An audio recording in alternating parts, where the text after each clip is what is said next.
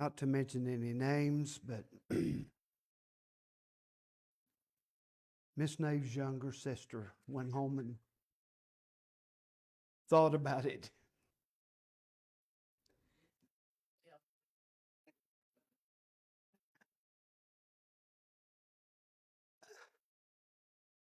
Over the last little bit, I'm not going to tell you I sat down and watched every bit of it, but I watched both of our political conventions, both of them, at least spots of both of them.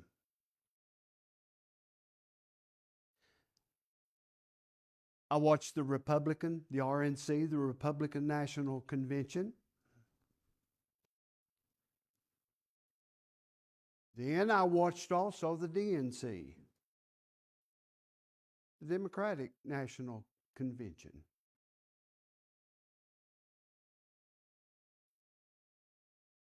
And irregardless of what Don Pruitt said, my wife was not up there over the weekend. She was in Chicago.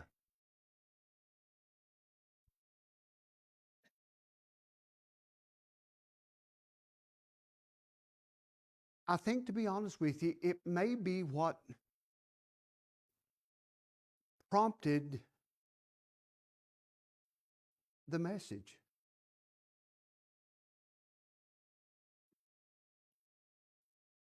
And what I'm going to say, I'm going to say about both of them. Both of them.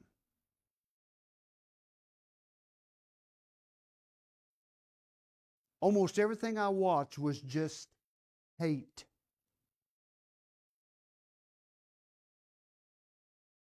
Just hate. From both parties.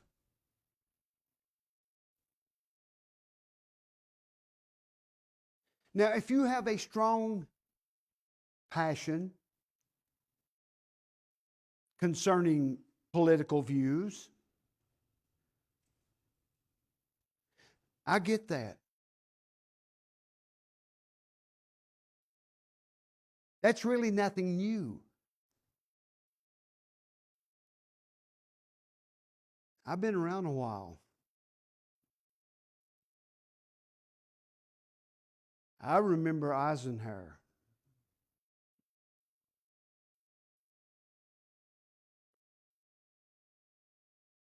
So I have known that political parties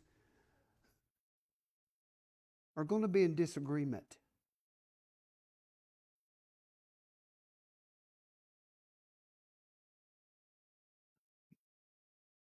But I watched, even as a young man, I watched conventions.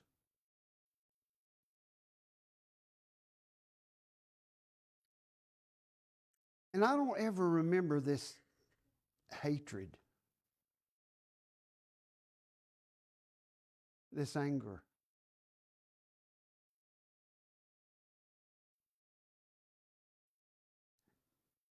I remember watching, and these are two good illustrations of it because both of these are figureheads for their party. I remember watching John Kennedy and Richard Nixon.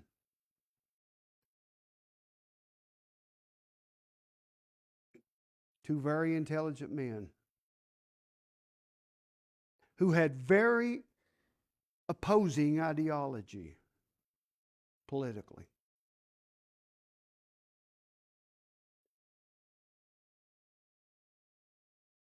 But they debated, they made their point, and I don't remember any of the negative name calling.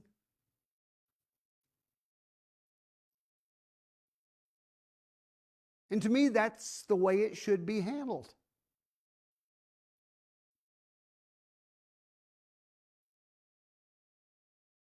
Out of both parties, both conventions.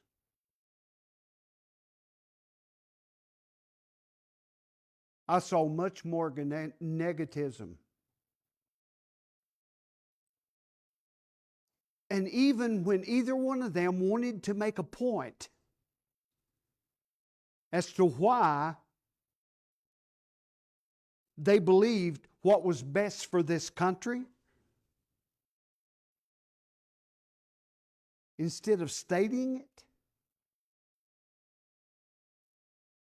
they immediately begin to call somebody else's name. Both sides.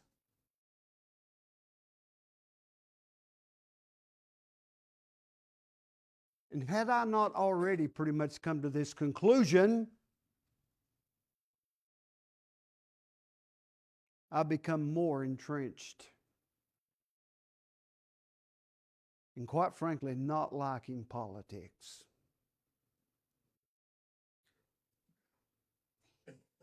Not liking it at all. So I think that was probably the starter. But it goes beyond that.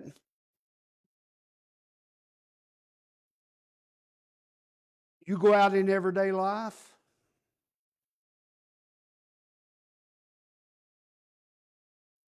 and there seems to be so many angry people in this world. Angry.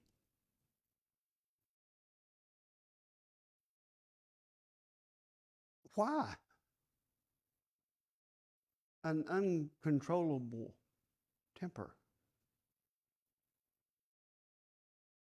Angry.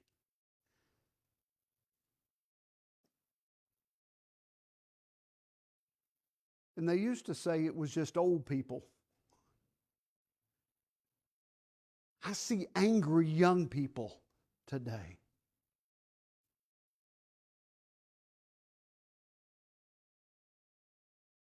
Drive down the road. Be careful as you do. You're going to encounter a lot of angry people behind the wheel of vehicles.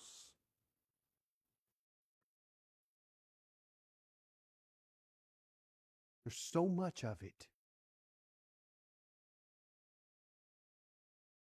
So I entitled the message, How to Lower Your Temperature.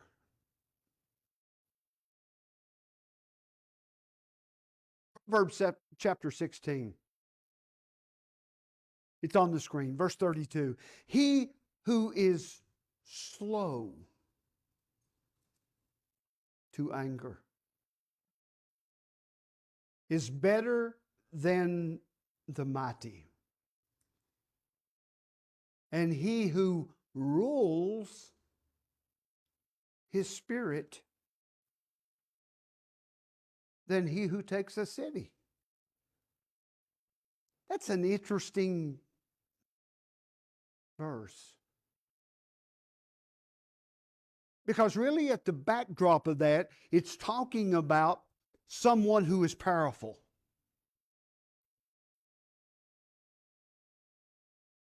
Maybe a king. Someone who is in charge. Someone who is a great military leader.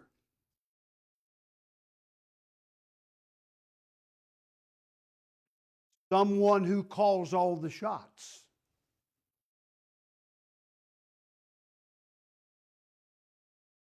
The wise man said, someone who can control their anger is better than someone who rules a city,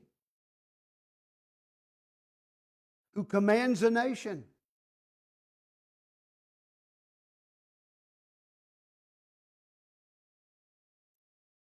Three things on this subject of anger. There is an anger, and we'll talk about it. There is an anger that's condoned. Did you know that? We'll deal with that first. Then we'll look at an anger that is condemned.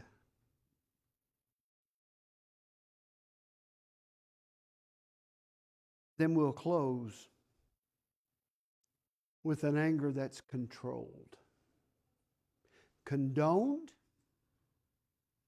condemned, controlled. Let's talk about an anger that's condoned. You say, Ronnie, so far you've talked about in negative terms about anger. Surely, what you're implying is that all anger is wrong. All anger is sinful. No. No, it isn't. I thought that was a good place to start.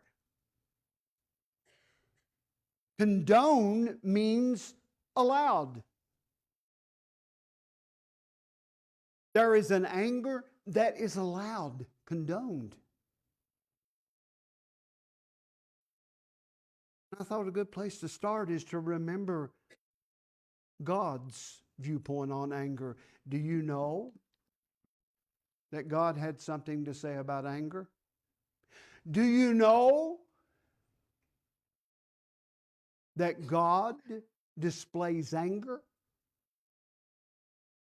God, the same loving God that we love to talk about in those terms. He's so loving, he never gets angry. Yes, he does. He really does. Here's a good point to illustrate that. Psalm chapter 7 says he is angry. This is God. When it says he, God is the one who is spoken of. He is angry with the wicked every day. When God looks down out of heaven and sees all of the wickedness that's going on in this world, that angers God. That angers God. If you need another illustration of that, remember what happened in Noah's day. Remember what happened in the days of Sodom and Gomorrah. You know why those two things happened? God was angry with what was going on.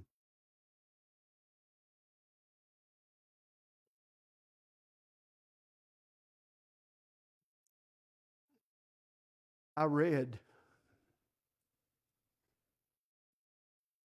and it was so, talk about making me angry. It so upset me when I found out that at one of the conventions, Planned Parenthood, those beautiful people who just love women and they want to protect their rights, had a mobile unit set up outside providing abortions, terminating pregnancies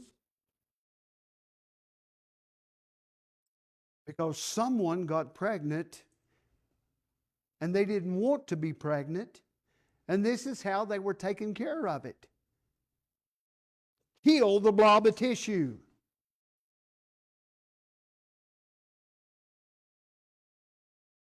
I want to promise you that made God angry. But that's only one case of something that's been going on for a long, long time. Every time a little life is snipped out in this world, in the name of convenience, God records that little life. That is a life. That's not a blob of tissue. God knows where those little ones are. You know where they are now? Their souls in heaven with Him. Someday they'll get a body that their parents didn't want them to have. I promise you, that makes God angry.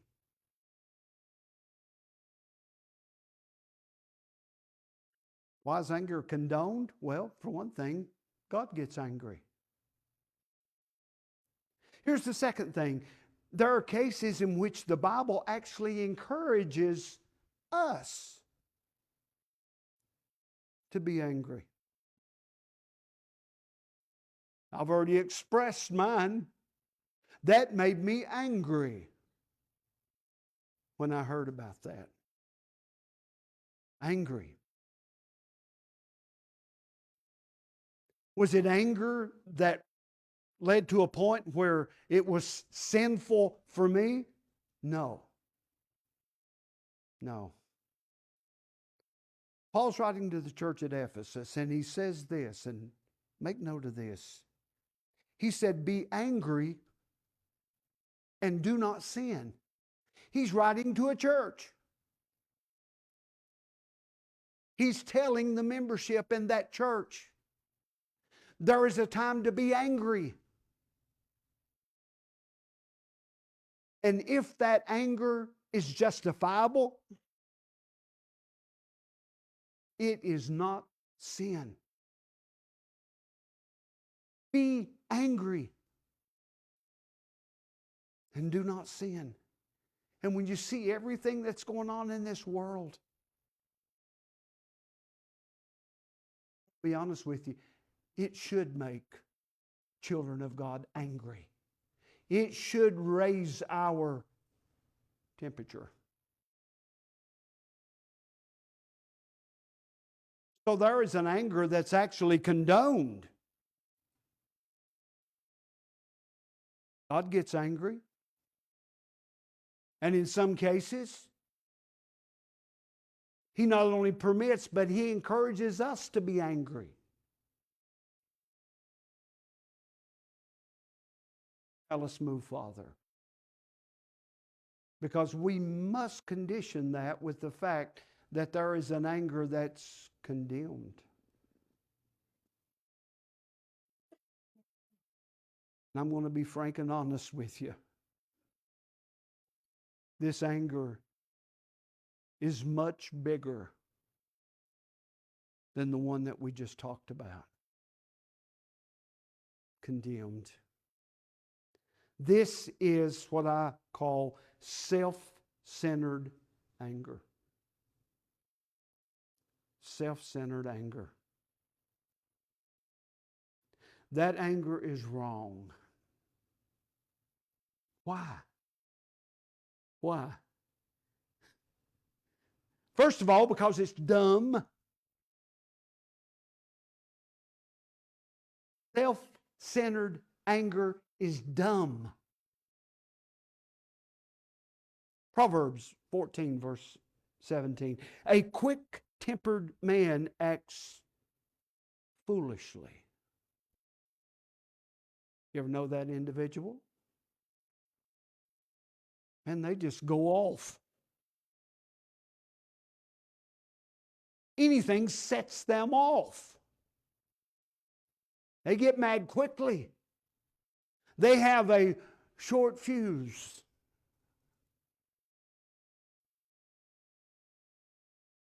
A quick-tempered man acts foolishly. Dumb. Dumb. But there's more. It's not only dumb, but it's divisive. It separates. Proverbs 15, verse 18. A wrathful man stirs up strife. Man who cannot, or woman, who cannot control their temper, there's a good chance that they're going to be a troublemaker. This can cause division, can cause separation. I mentioned the conventions, both sides. To me, virtually everything that I saw in both of them, and everybody can talk a talk. As Bill O'Reilly says, you can spin things.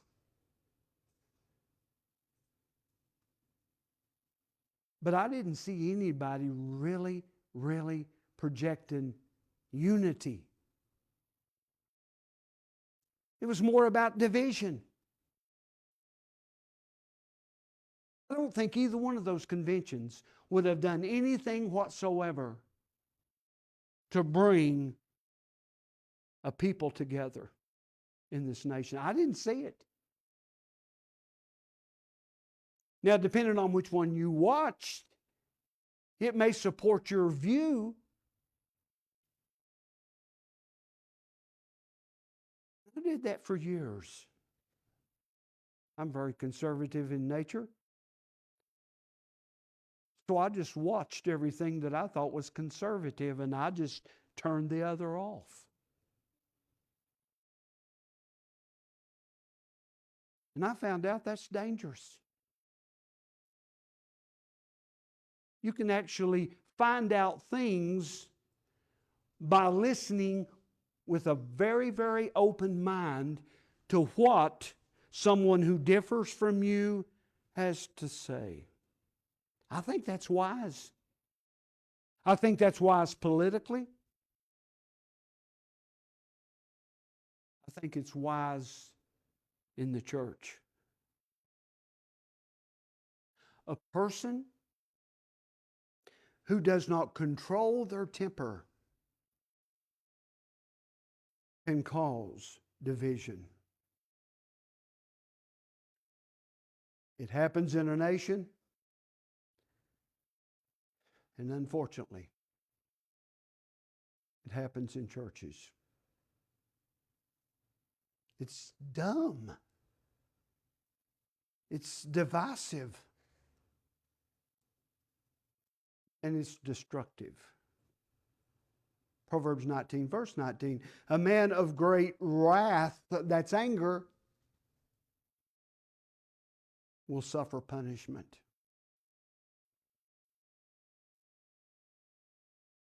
What's he saying?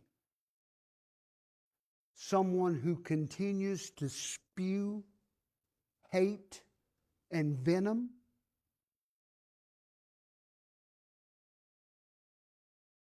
someday their life is going to end. It'll all be over. And God in heaven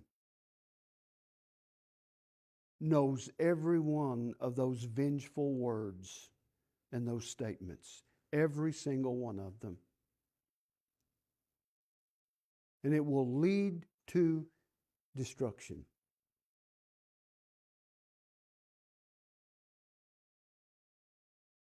Why is anger condemned? It's dumb. It makes no sense.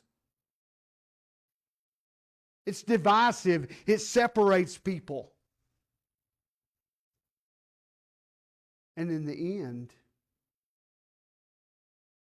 it's destructive.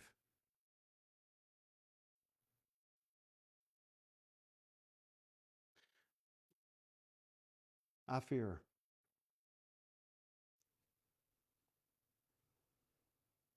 not a prophecy I'm giving you because God appeared to me in a dream or a vision, even though I am an old man. This is just my heart. I wonder where we are as a nation in the heart of God. I am a firm believer that there is always hope as long as there's a God, and there's always going to be a God. I don't want to take anything away from His sovereign ability. But the same God gives us free will to make choices. I can't help but wonder. I'm not prophesying. I can't help but wonder how close we are as a nation, as a people, to God saying, it's enough. It's enough. He's done that before with other nations. And if you study prophecy and study end time events, you'll be hard placed. Get what I'm going to tell you. You'll be hard placed to find America. Hard placed.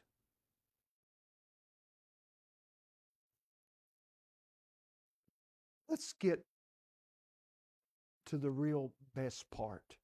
There is an anger that's condemned. There is one that's condoned.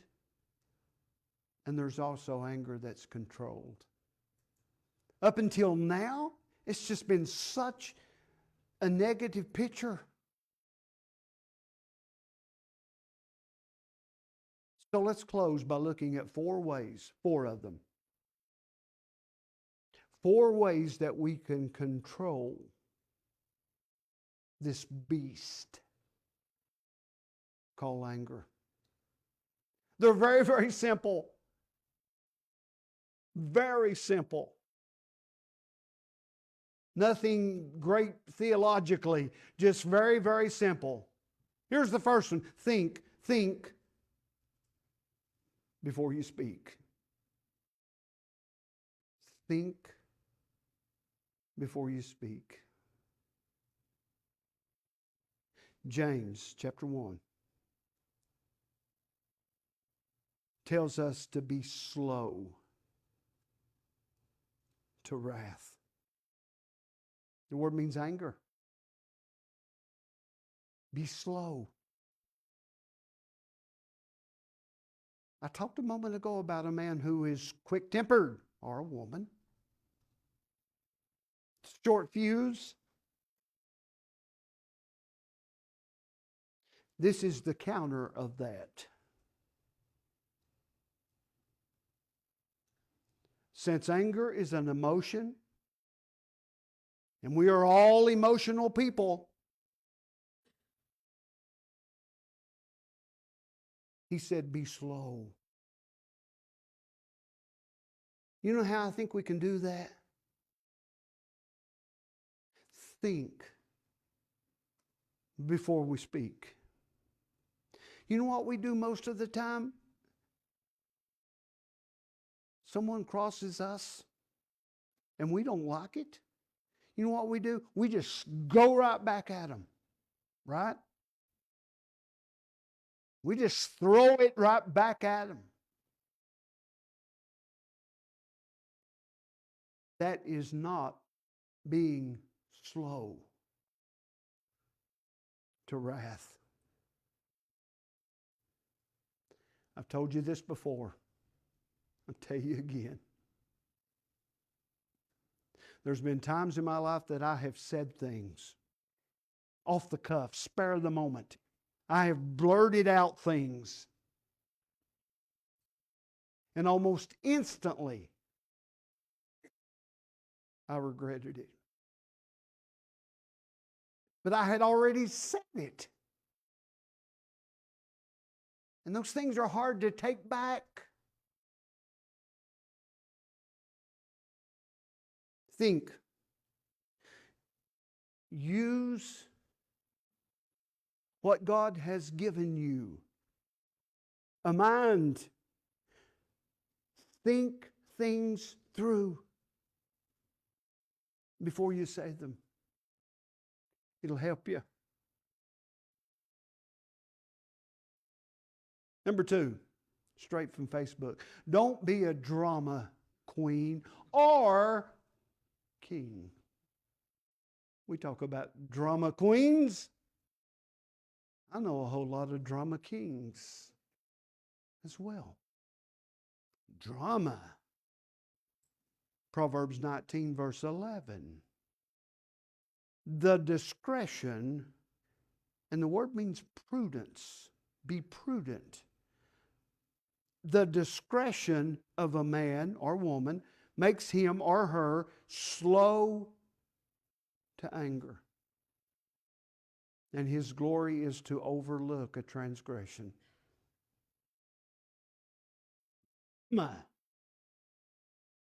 It's almost the byword of this day. Drama. It's fueled by Facebook, TikTok, and everything else. Because people can get on there and just say all kinds of things because they have that platform open to them. Drama. And you know what? Drama breeds drama.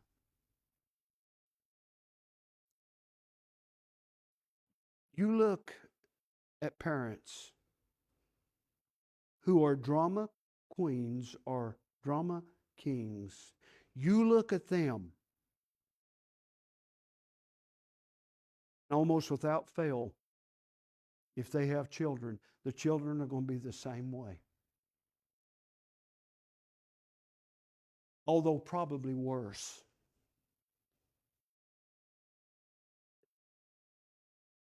We have school teachers here. They could give a real hearty amen to that. They have to deal with it. They deal with it with the child. And if they do something to correct that child, the child goes home and tells Mama, Mama Queen, Daddy King. And they're down in the face of the teacher. Drama. It's awful. Don't be one of those. Number three, I told you these were simple. Learn to speak softly. Learn to speak softly. Proverbs 15, verse 1, a soft answer turns away wrath.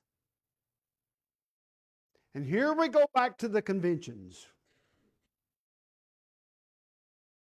I saw more red faces. I saw more shouting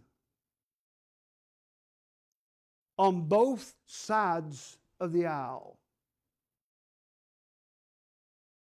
Now, I understand passion.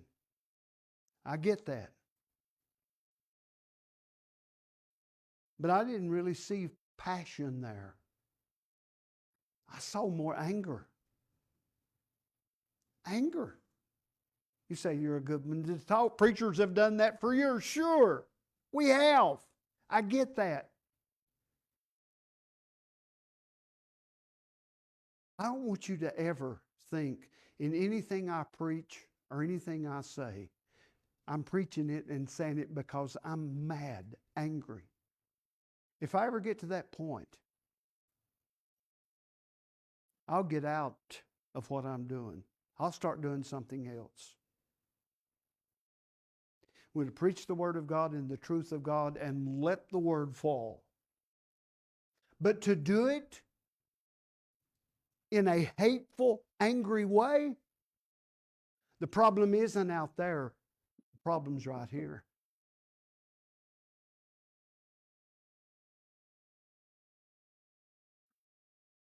I found myself longing as I watched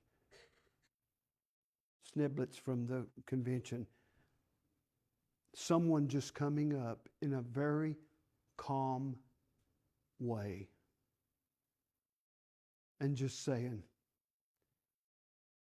Here's what's best for America. I didn't see it. I didn't see it. Think before you speak. It's good advice. Don't be a drama queen or king. Learn to speak softly.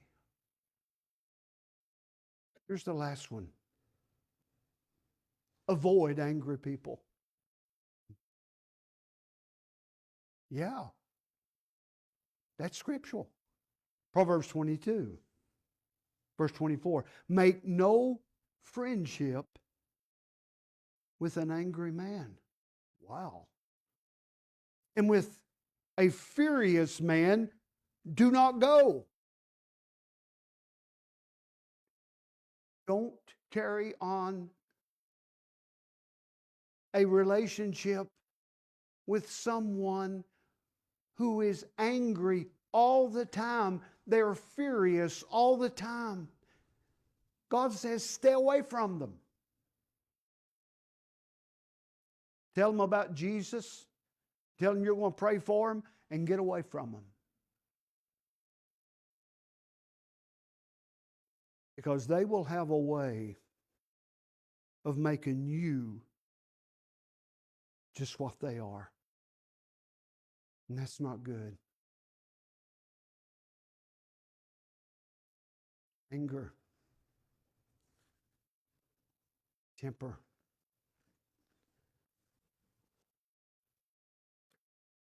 I'd like to tell you I am in full control of mine. But that would be a lie, so I'm not going to do that. I will tell you that I am doing better. I'll never forget Jim Lindsay, pastored in this area, goodness gracious, for years. Jim was speaking at pastor's conference one day, and he said, his wife said, Jim,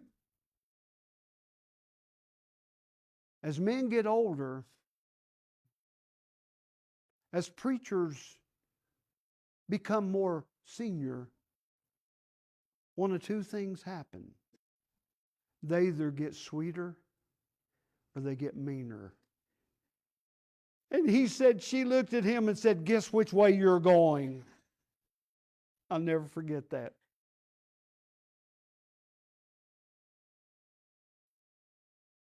Put a smile on your face. Let it be real. Follow this advice. Think things through. Speak softly. Be careful who you run with. This world has enough anger. It needs people like the meek and lowly Jesus. That's what the world needs. I think it's the only hope. Okay? Let's stand.